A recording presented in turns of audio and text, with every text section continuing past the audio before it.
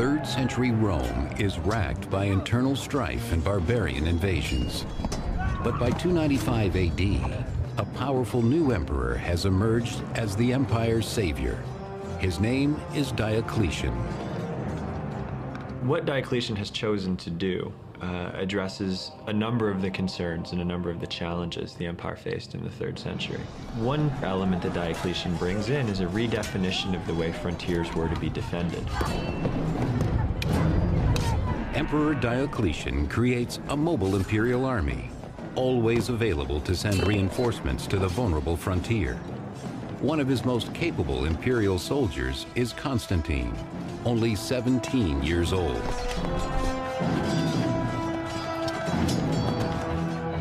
He was a distinguished soldier. That is to say that he was very courageous in battle and that he performed all sorts of feats of daring do. These early signs of greatness in Constantine have not escaped the notice of Emperor Diocletian.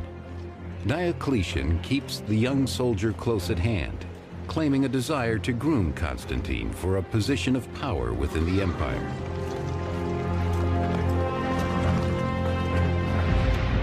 Diocletian's other major reform is to divide the empire between 4 co-emperors, one each in Illyricum and Italy, while Constantine's father rules from Gaul.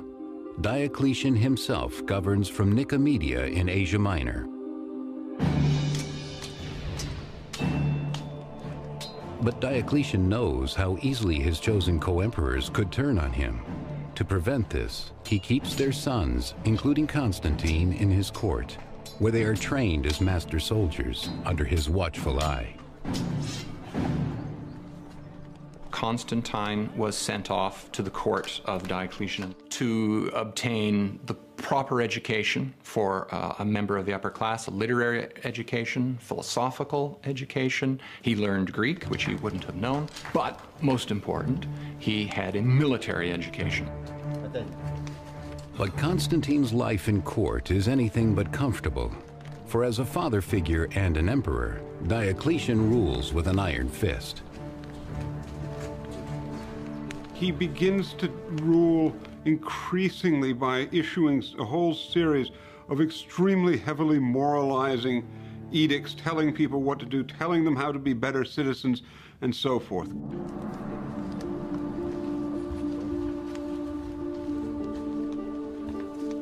Diocletian insists that everyone at court, including Constantine, make regular sacrifices. For above all, Diocletian believes unity in the empire comes from appeasing Rome's pagan gods.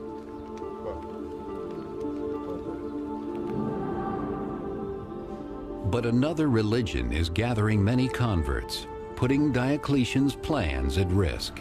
Its followers worship the son of a new god, Jesus Christ. The church had not only grown numerically, but it had also grown quite wealthy.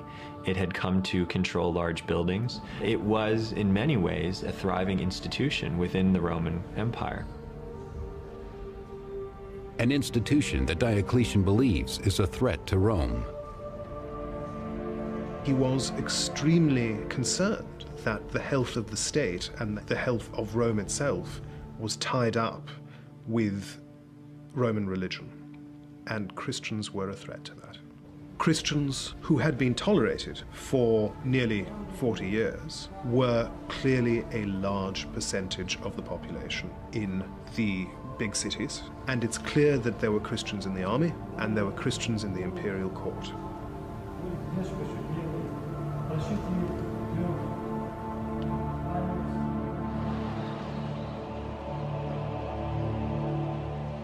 Diocletian begins in his own imperial army, where he requires that all soldiers make sacrifices to the gods of Rome, though many Christians refuse. Diocletian believed that anything that interfered with the cultivation of Rome's protecting gods was a genuine threat to the state and could destroy the state from within. This is the way he looked upon Christians in the army.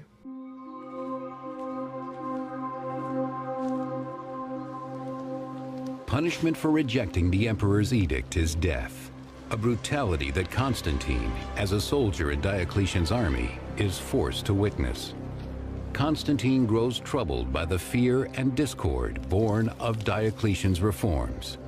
It is a discord that will soon spread beyond the army.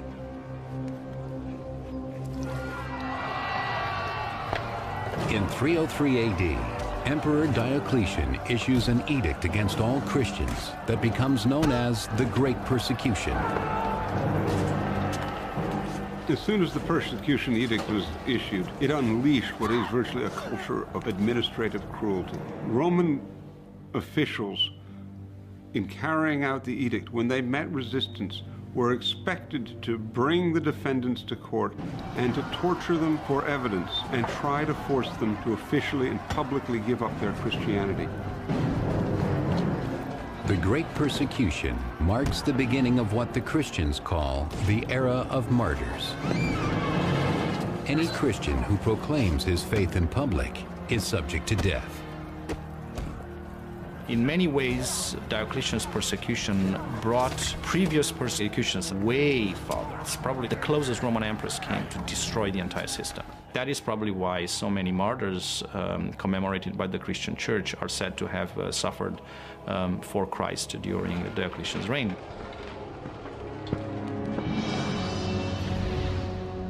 Despite his reservations about the persecutions, Constantine must stay on good terms with the man who will likely determine his future.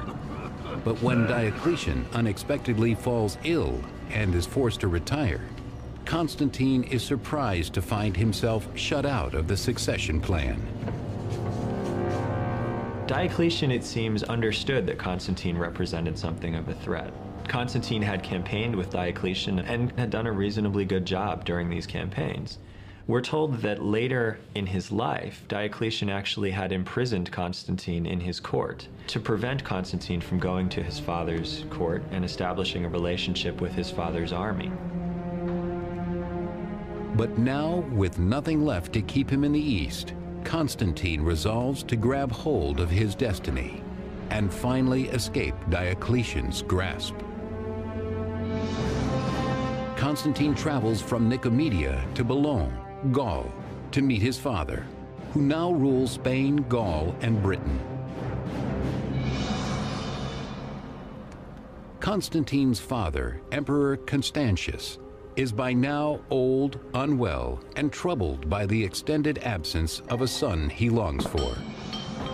But in 305 AD, Constantine is finally united with his father, a man more like him in nature than Diocletian ever was. Constantius, as far as we can tell in the West, was a good deal more relaxed in his approach to government, and he certainly found that it was quite possible to ignore some of the things that Diocletian told him to do. Constantine finds in his father a more compassionate leader, and Constantius finds his son has grown into the kind of man who could one day take his place on the throne. When Emperor Diocletian retires in 305 AD, Constantine is finally released from his controlling grip and free to join his aging father Constantius in the West. One of Rome's 4 co-emperors, Constantius rules over Spain, Gaul, and Britain, now threatened by barbarian Picts. In 305 AD, he and Constantine travel from Boulogne to Britain to put down the rebellion.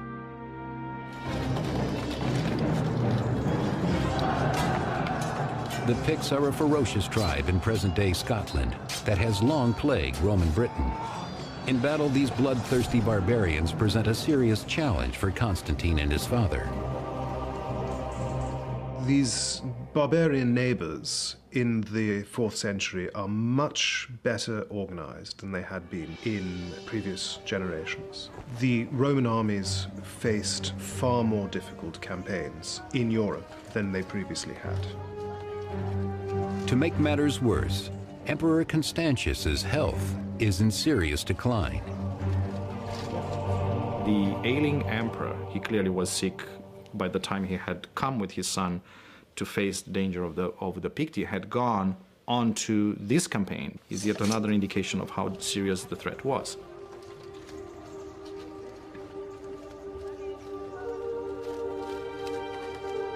With Constantius's health in question, it is up to Constantine to lead his father's troops and secure their allegiance in battle. When Constantine rejoined his father in the west, Constantius made sure that he began to assume a place in the higher command echelons, that he joined the army on campaign, that the soldiers came to know him, and that he would actually have a natural place within the administration of the Western Empire. This had always been Constantius's hope for him.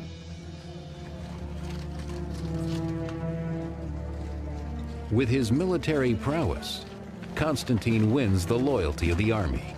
But the victory cannot save his father's life. In the end, Constantine will lose the father he has only just come to know.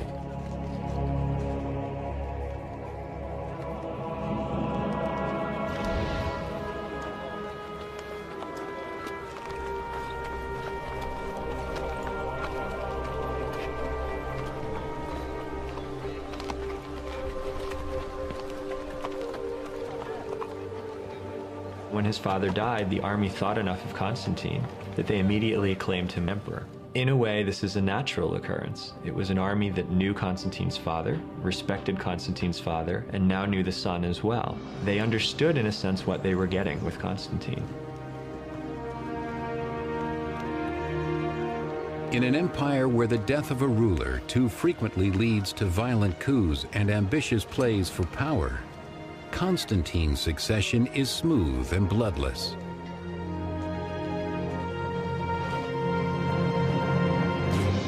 But when barbarian Franks attack Gaul in 306 AD, Constantine faces his first challenge as emperor.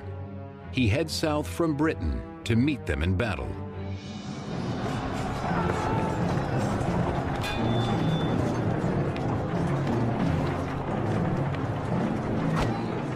The Franks clearly understood the death of Constantius was an opportunity, and an opportunity that they could take advantage of. Constantine, though, demonstrated a great capacity as a commander and beat back this initial incursion. As a new emperor, Constantine wastes no time proving his worth. The emperor was expected to be in personal command of the army and was very often expected to be in command in the front rank. Constantine seems himself to have been a very capable frontline soldier. He's often seen to be leading cavalry charges in his battle. He's a very able tactician. He is also wise and knows that to establish his power, he must win the trust of the populace as well. The captured Frankish leaders provide the perfect opportunity to do just that.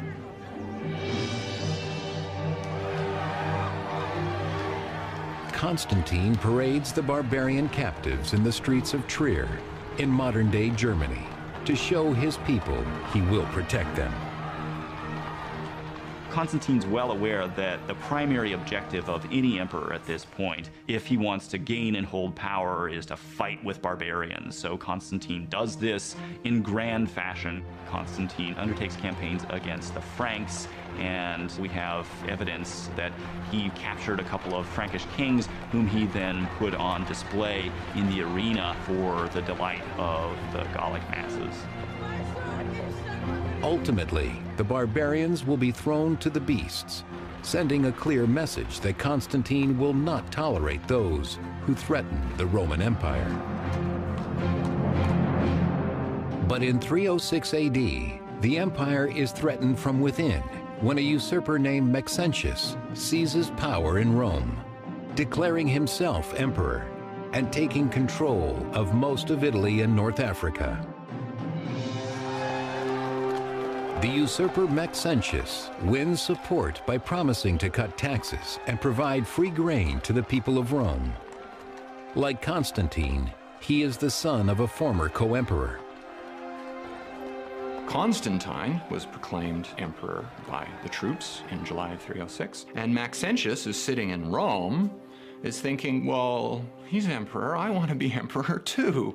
And so what happens is at the end of 306, he's proclaimed emperor. But unlike Constantine's, Maxentius's claim to the throne is not legitimate. Maxentius defeats, imprisons, and eventually murders the rightful co-emperor of Italy.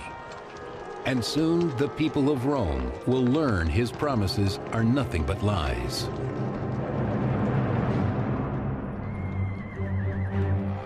In 311 AD, the Romans revolt when the free grain and tax cuts are only offered to the wealthy. Ordinary citizens must steal what they can to survive. Maxentius is not a popular leader. He was a particularly ruthless leader. He put down revolts very bloodily. There were rumors going around that he was seducing senators' daughters. There were problems with grain supply. He was taxing people, which they'd never been taxed before in Italy. The desperate uprising of Rome's oppressed masses offers an unexpected opportunity for Constantine.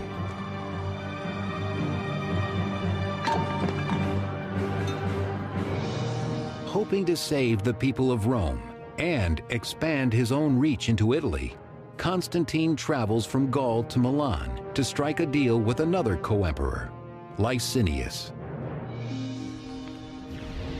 It is a deal to consolidate power.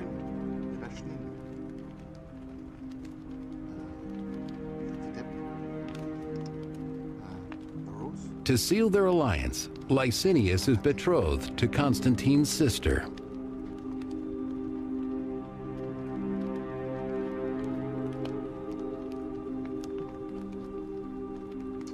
Constantine played every game in the book. He was an extremely ambitious person, and there was no avenue to power that he was going to leave open. That meant that in his early years, he was willing to do all sorts of manipulations to try to continue to climb the ladder. Together, Licinius and Constantine trick their co-emperors in the East into believing their intentions are only to oust Maxentius. Constantine looks to take advantage of the situation and starts calling Maxentius an illegitimate emperor and a usurper. Constantine and his supporters justify an invasion against Maxentius as a necessary removal of a tyrant from the city of Rome. But once Rome is secure, Constantine and Licinius will set their sights on seizing control of the entire empire. In 306 AD, when the usurper Maxentius seizes power in Rome, Constantine strikes an alliance with his equally ambitious co-emperor Licinius to destroy Maxentius and divide the empire between them. While Licinius is occupied with defending the empire's northern border from barbarian invaders, Constantine marches on Rome, laying siege to the imperial city where Maxentius hides.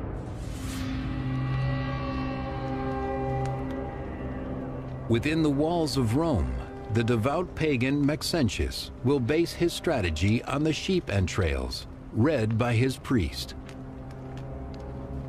When it came time to fight a battle, Maxentius was interested in having some sort of divine protection. And he followed the procedures that any good Roman emperor would have followed in order to seek that protection. But desperate to determine if he should wait Constantine out or face him in battle, Maxentius also seeks guidance from the words of the Sibylline prophecies.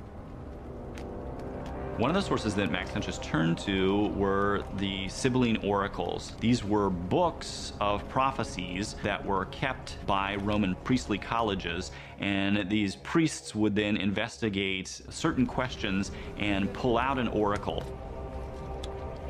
This is an oracle in which he's told that an enemy of Rome will die today.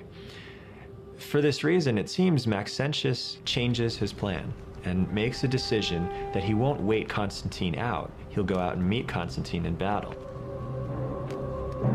Assuming that Constantine is the enemy of Rome referred to by the oracle, Maxentius prepares his army for war.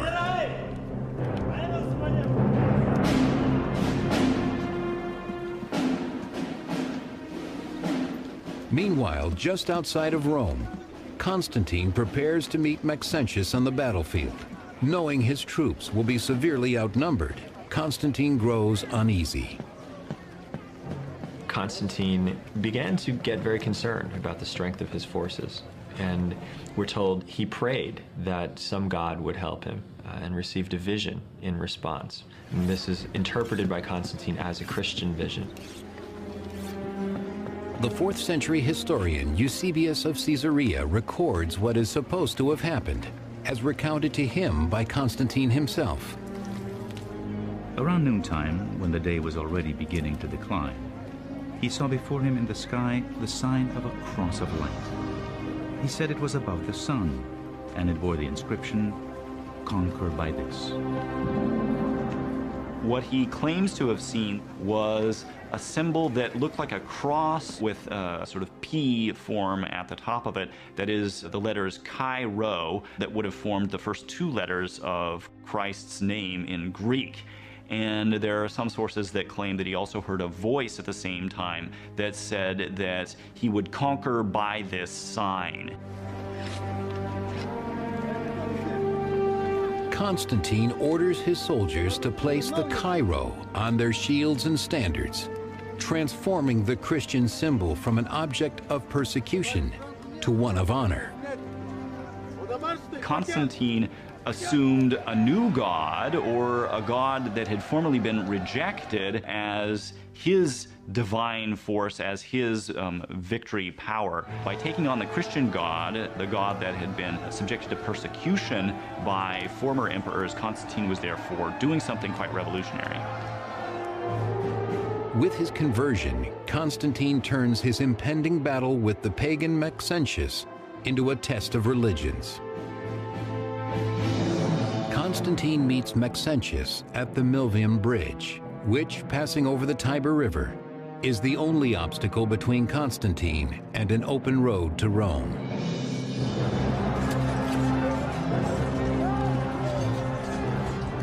Though grossly outnumbered by Maxentius, Constantine and his army, now marked by the Christian Chi Rho, ride into battle with courage.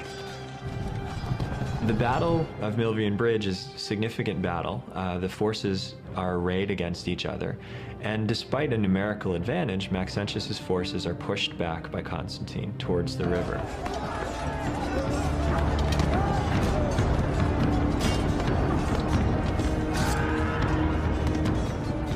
It is at the banks of the Tiber that Maxentius's fate is sealed.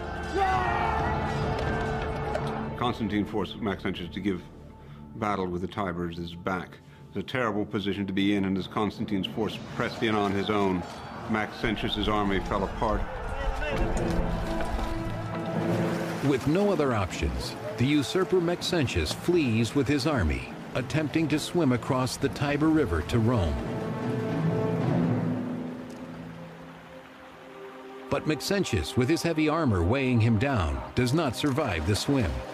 Days later, his bloated and deformed body is pulled from the Tiber, final proof that the usurper's regime has fallen.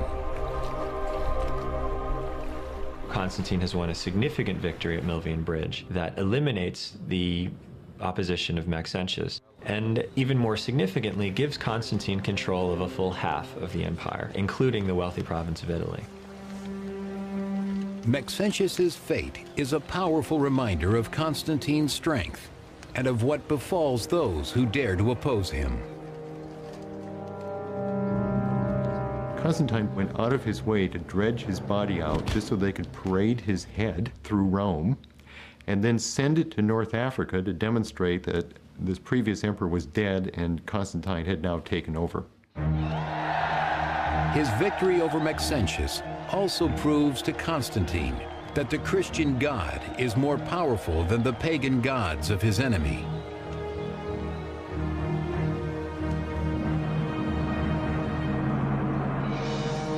With the defeat of Maxentius, all of the Western Empire belongs to Constantine. As agreed, he leaves the East for Licinius to take.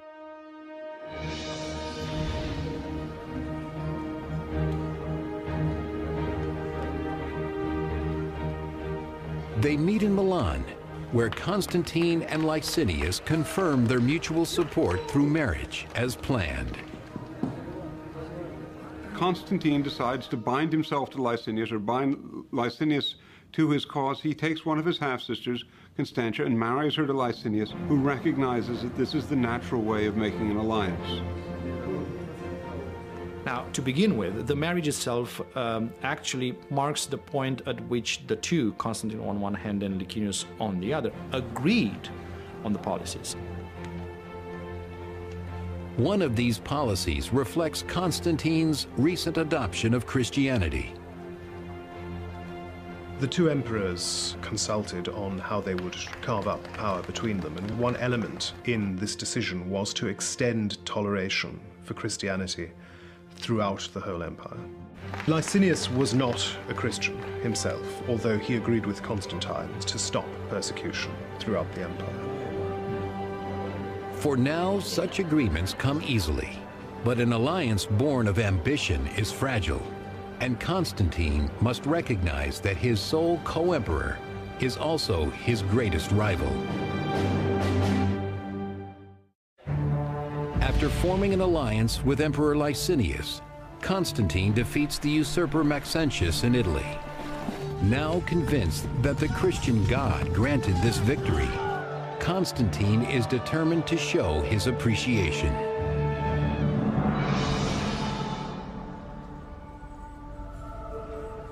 For the first time in 10 years, Christians throughout the empire are able to worship freely. And for the first time ever, their faith is shared by the emperor. Constantine had converted to Christianity. He had embraced quite seriously the task of defending the Christian church. His family, including his son and heir, Crispus, converts as well. Constantine not only extended toleration to the Christian church, but in the territory he controlled, he favored Christians very thoroughly. In 313 AD, Constantine and Licinius jointly issue the Edict of Milan, recorded by the 4th century author Lactantius. We grant both to Christians and to everyone freedom to follow whatever religion they want to, so whatever divinity there is in heaven may be appeased and made favorable to us and to all who are set under our power.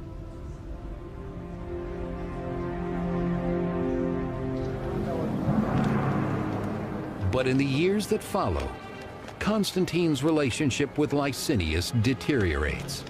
As Licinius battles his way to dominance in the East, his hunger for power grows.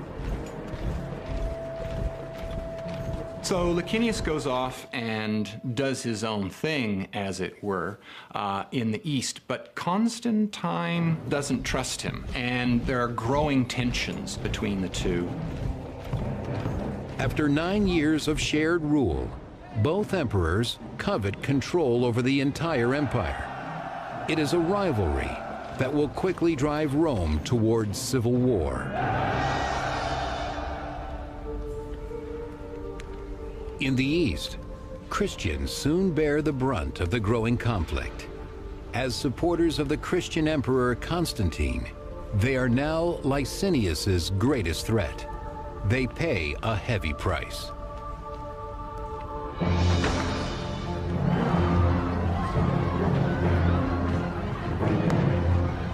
Ultimately, one of the responses was a renewal of persecution. And the reason for that, of course, was very simple. Constantine was known to be a defender of Christians, and Christian subjects of Licinius could look like a fifth column, could look like enemies in Licinius's own territories. So he chooses to persecute them. As the churches and holy books go up in flames, so does the old alliance between Licinius and Constantine. For Constantine, now a seasoned ruler of middle years, The persecution of Christians is just the excuse he needs to attack Licinius. He quickly orders his troops to march on his eastern rival. Constantine was an especially effective cavalry leader. We often find himself at the head of cavalry, moving around the flanks of his enemy. He certainly does this to Licinius. At Constantine's side is his able son and heir, Crispus, who proves his worth in battle as well. Together they drive Licinius eastward. From Adrianople, Constantine and Crispus pursue Licinius to Byzantium and on to Chrysopolis, where he makes his final stand.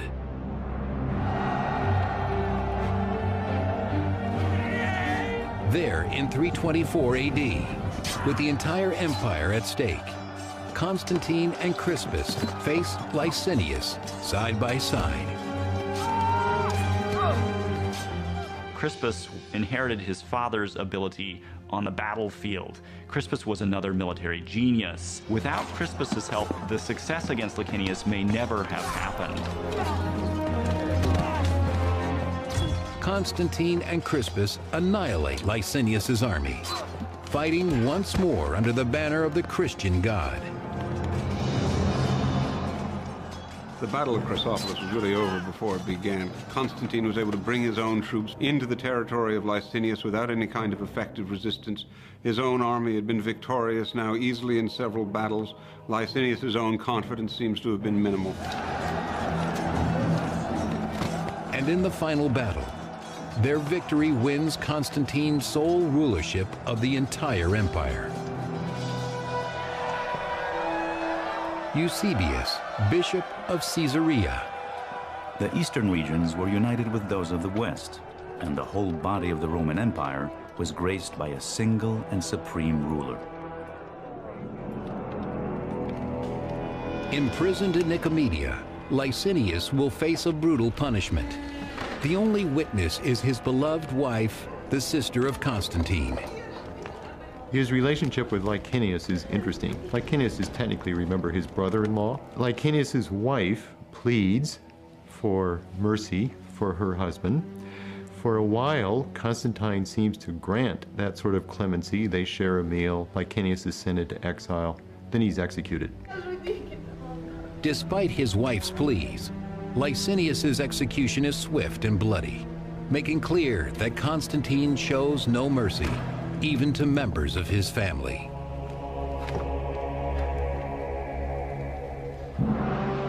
With the elimination of Licinius, Constantine now rules the entire unified empire and intends to make his loyal son Crispus a junior emperor in the West. As co-emperor, Crispus shares in his father's plans for a new Christian capital in the East, to be located at Byzantium. After Constantine conquered the entire empire, he wanted to create a brand new city in his own name. And he did, Constantinople. He chose a strategic location halfway between the most important frontiers, and he deliberately chose to create a new city that would have no association with his pagan predecessors. It was a city that had no rival traditions. It was a Christian city. But even as his greatest dreams come to fruition, trouble brews among those closest to Constantine's heart: his wife Fausta and son Crispus. Crispus was the son of Constantine's first wife. His last three sons were the sons of his second wife, Fausta. And there can't help but have been some kind of tension between the two groups, especially on Fausta's side, because she would clearly want her sons to get what's coming to them, but of course Crispus is in the way. Jealous that Crispus has been granted power in the West, Fausta is determined to secure even greater power for her sons, no matter what the cost. With his son Crispus, Constantine defeats his last rival, Licinius, and finally unites the empire under his new Christian faith. But Constantine's unity is soon threatened as riots break out over religious differences within the Christian church.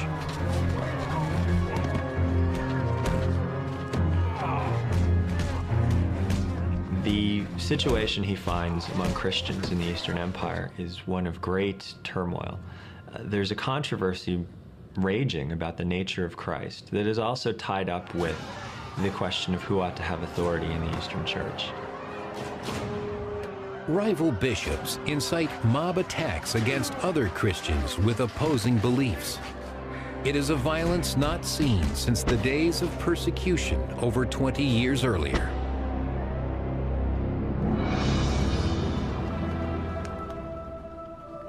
Desperate for a resolution, Constantine demands the church officials put an end to the bloody controversy. So he calls together a council of over 300 bishops and has them meet at a city called Nicaea. He charges them with arriving at a single definition of what Christians believe.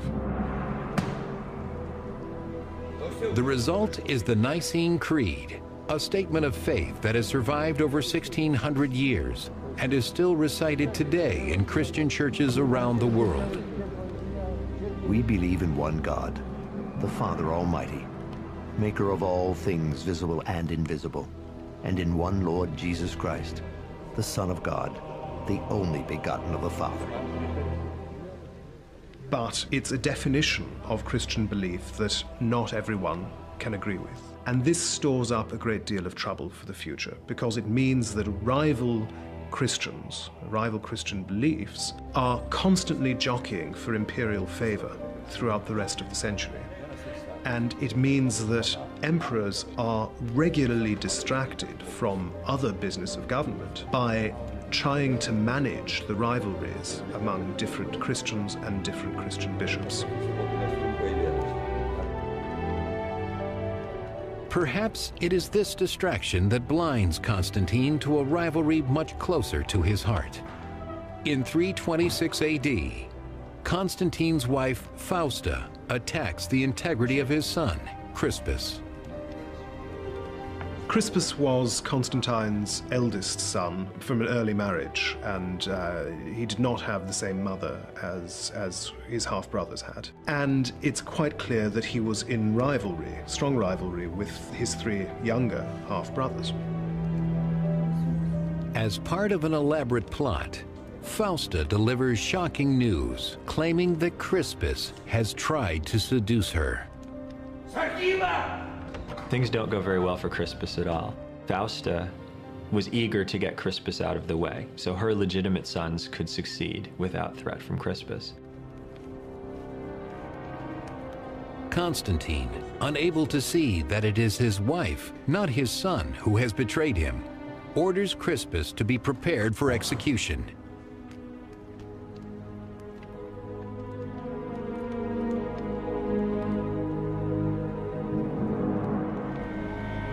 Imprisoned in distant Pola, modern-day Croatia, Crispus insists on his innocence.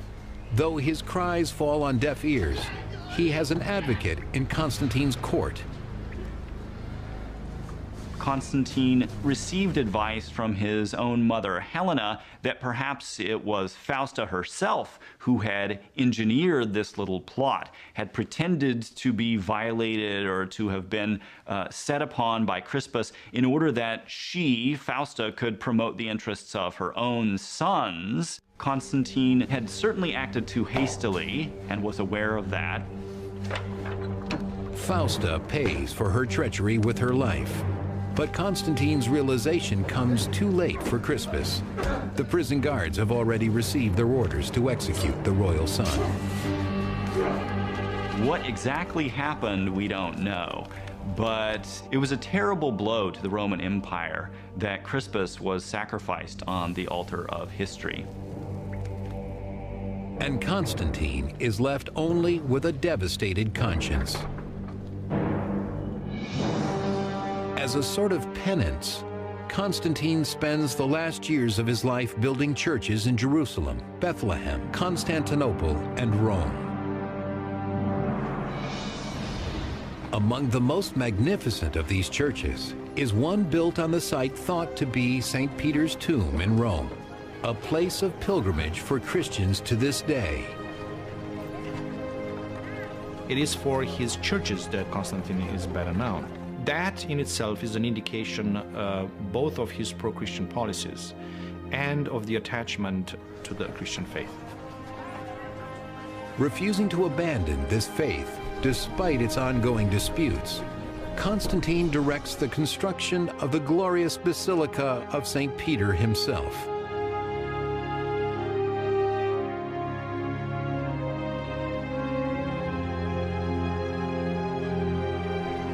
It's an extraordinary explosion of architecture in a way that did not exist before in the Roman Empire. And the variety of plans could be explained both by the variety of architects that Constantine involved in this, and most likely by his own ideas. He was involved in almost every project there, and he was a man that actually had his own ideas about what's going on.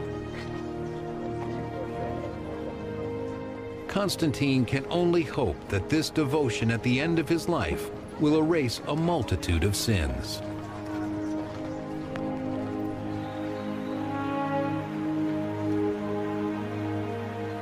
For Constantine knows that his day of reckoning is not far off. Old and unwell, he finally requests baptism in 337 AD. It would make sense for Constantine to delay his baptism because emperors had a dangerous and dirty job. Sometimes they had to do difficult and sinful things as a consequence of their job. To delay baptism until the end of one's life made some sense. Those dangerous and dirty and sinful things that one had to do could be washed away before you die. Haunted by these sins, Constantine wants nothing more than to die with a clean conscience, purified by the waters of baptism. By the end of his life, Constantine is something of a sort of living visionary who, at the point when he's baptized, wanted to take off his imperial robes and live ever thereafter as a sort of priest. At the end of his life, Constantine finally finds peace in the faith he wrote about throughout his life. I know that I am in the true sense blessed, that now I have been shown worthy of immortal life, that now I have received divine light. Constantine dies in May of 337 AD, after more than 30 years of rule.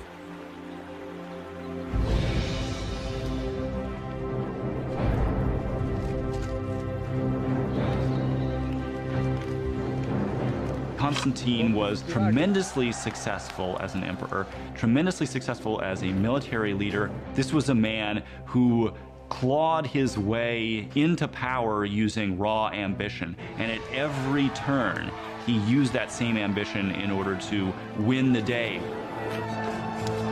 Throughout his life, Constantine fights to keep the fragile empire whole, unified under his new religion, but nothing, not even faith, can save it now.